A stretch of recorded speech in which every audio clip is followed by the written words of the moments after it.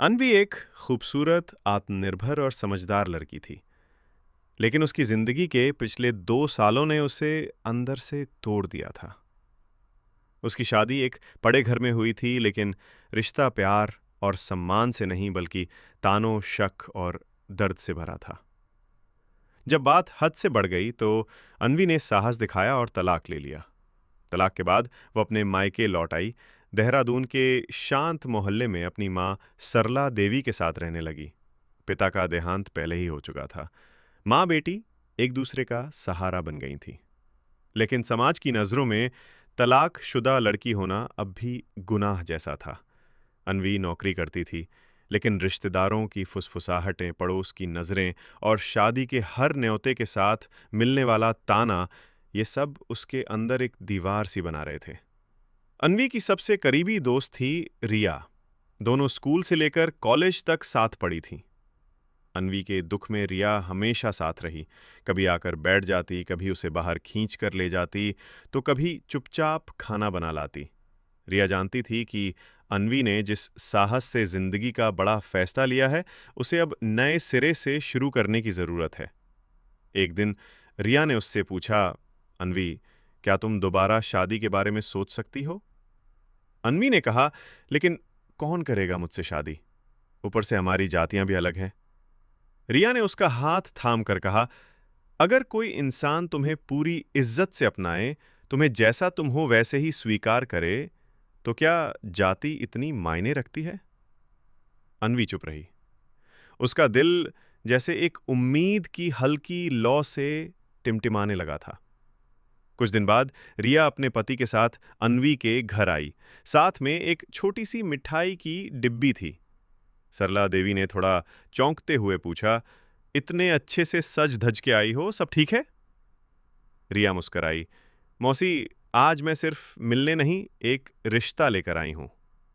सरला देवी और अनवी दोनों चौंक गए। रिश्ता? सरला देवी ने पूछा। हां, रिया ने कहा, मेरे भाई अभय के लिए। अनवी के साथ एक पल के लिए घर में सन्नाटा छा गया। फिर सरला देवी ने गंभीरता से पूछा, तुम्हें पता है ना कि अनवी तलाकशुदा है?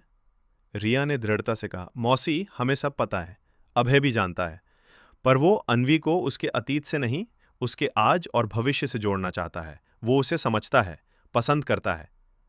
सरला देवी के चेहरे पर परेशानी उभर आई। उन्होंने धीरे से पूछा, तुम्हारी जाति अलग है, क्या तुम्हारे घर वाले मान जाएंगे? रिया ने जवाब दिया, मम्मी पापा से मैंने बात कर ली है। थोड़ा समय लगा, लेकिन अब मान गए हैं, और अभय की बात हो चुकी है उनसे। सरला देवी ने एक लंबी सांस ली। पर हमारे समाज में लोग क्या कहेंगे? अनवी ने मां के कंधे पर हाथ रखा और बोली, मां, अगर मैं आज भी दूसरों की सोच में उलझकर जिंदगी जीऊंगी, तो फिर वो सारी तकलीफें क्यों झेली? अगर एक अच्छा इंसान मेरी जिंदगी में आना चाहता है, तो क्या हमें सिर्फ जाति की दीवार की वजह से उसे मना कर देना चाहिए?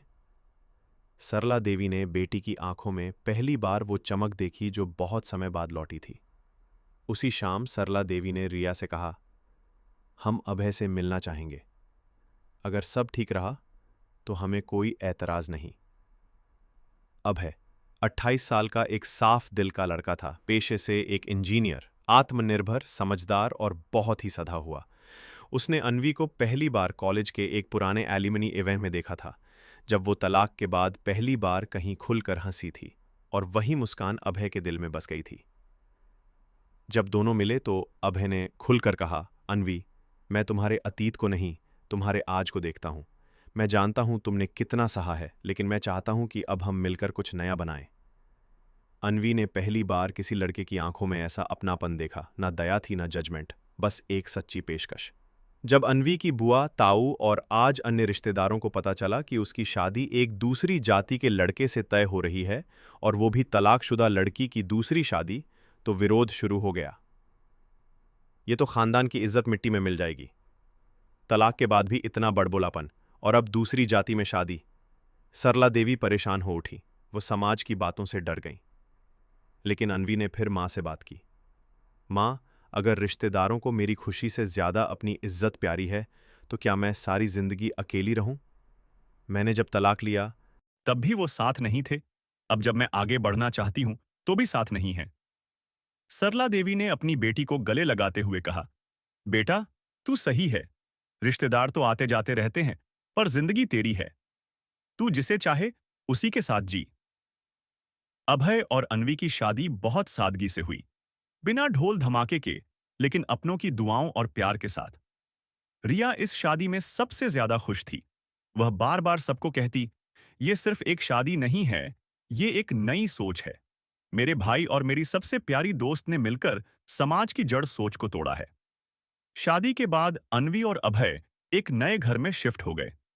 दोनों ने एक छोटा सा घर बसाया, जिसमें प्यार, सम्मान और बराबरी की नींव थी।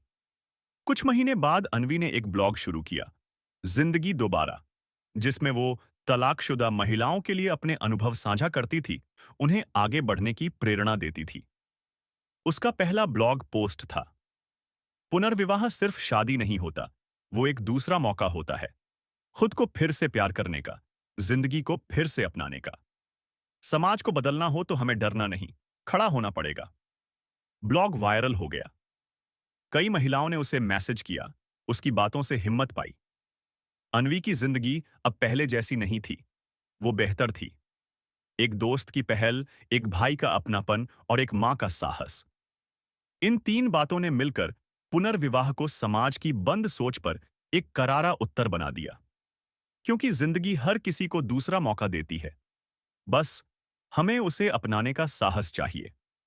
अगर आपको हमारे वीडियो पसंद हैं, तो प्लीज एक लाइक करके हमें सपोर्ट करिए और हमारे चैनल को सब्सक्राइब करके बेल आइकन ऑन कर लीजिए।